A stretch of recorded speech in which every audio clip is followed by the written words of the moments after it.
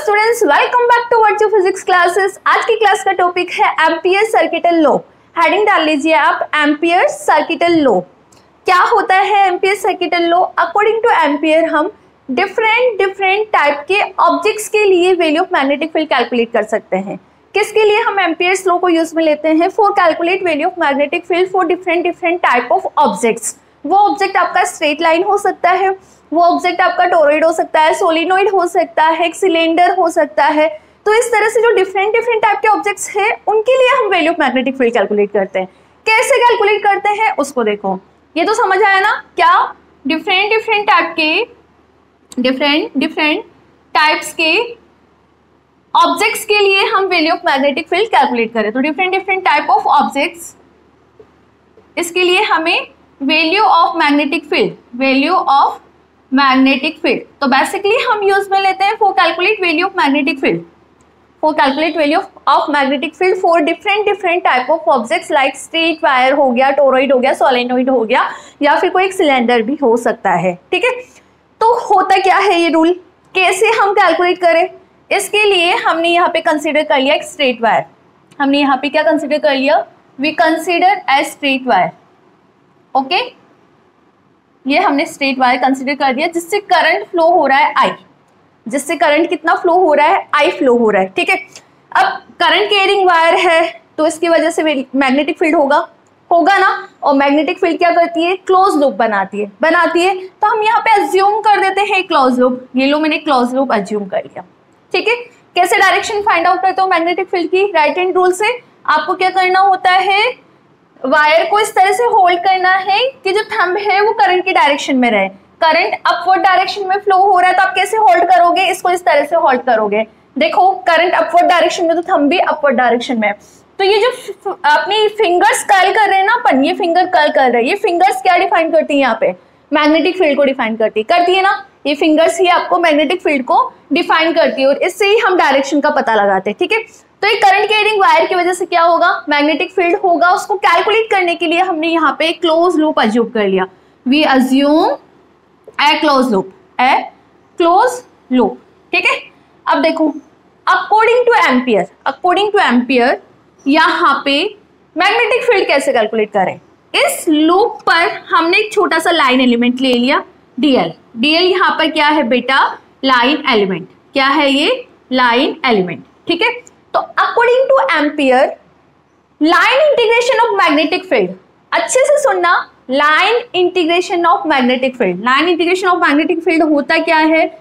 B dot DL और ये integration, इसे हम बोलते हैं line integration of magnetic field. जो हमने लाइन एलिमेंट लिया ना, एक स्मॉल लाइन एलिमेंट, उसका हमने इंटीग्रेशन किया है विद मैग्नेटिक फील्ड। ठीक है, मैं यहाँ पे लगा रही हूँ सर्कल। वाई? बिकॉज हमने यहाँ पे क्लोज लूप कंसिडर किया है। मतलब आपका जो सरफेस है वो किस टाइप का है? क्लोज सरफेस है। किस टाइप का है? क्लोज सरफेस है। ठीक है, तो according two ampere line integration of magnetic field किसके बराबर होगा? Product of permeability of the system and total current inside this loop. आइए यहाँ पर क्या है? Total current inside the loop, total current inside the loop. ठीक है, और म्यू नॉट यहां पर क्या है? परमिएबिलिटी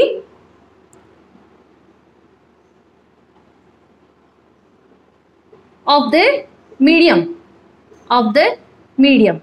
ठीक है, बी यहां पर है मैग्नेटिक फील्ड और यहां पर आपका जो डीएल है वो है लाइन एलिमेंट। क्या है? Line element. तो इस तरह से according two ampere line integration of magnetic field along a closed loop is equal to product of permeability of the system and total current inside this loop. इस loop के inside कितनी current है? तो यहां पर हमने I अज्यूम किया था। ठीक है, स्टेटमेंट लिखवा दो स्टेटमेंट लिखो। According to amperes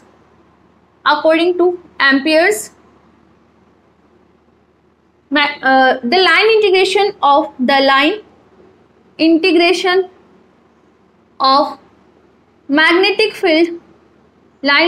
of magnetic field along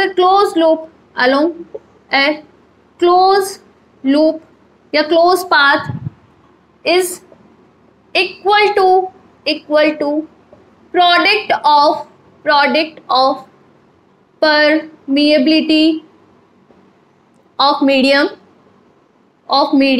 and total current inside the loop. अच्छे से सुनना, inside बोल रही हूं मैं, inside the loop. This is statement of Ampere's law.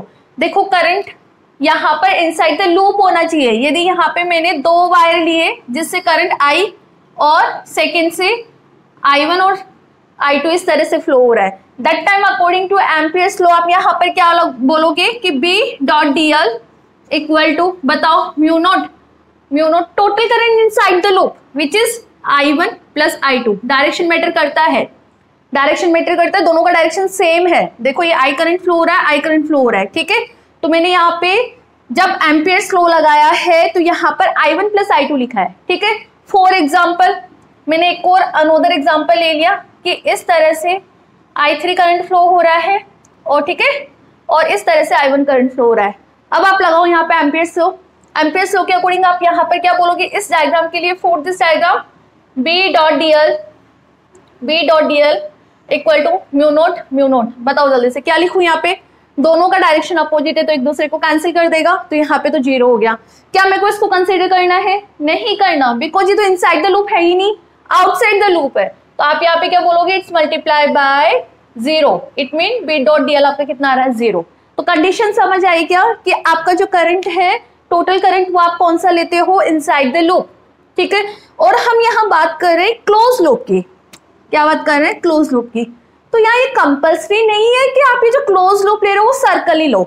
मैंने तो यहाँ पे एक सर्कल बनाया ना, सर्कुलर पाथ लिया है ना, तो यहाँ पे कंपल्सरी नहीं है.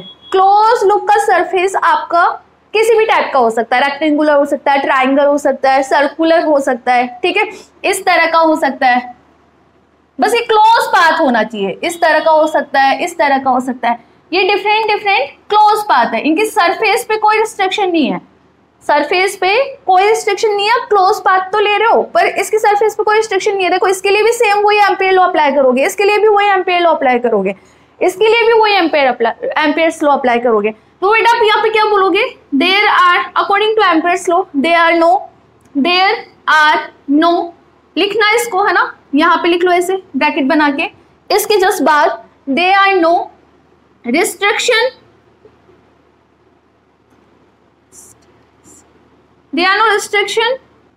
on the shape of surface for closed loop.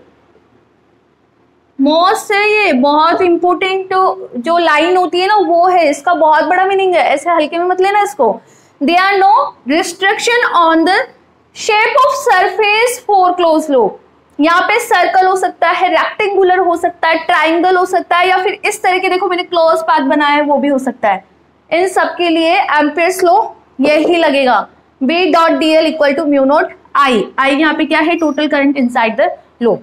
तो according to Ampere's the value of magnetic field कैसे निकालते हैं अपन, the line integration of magnetic field along any close path is equal to product of permeability of this medium and total current inside the loop.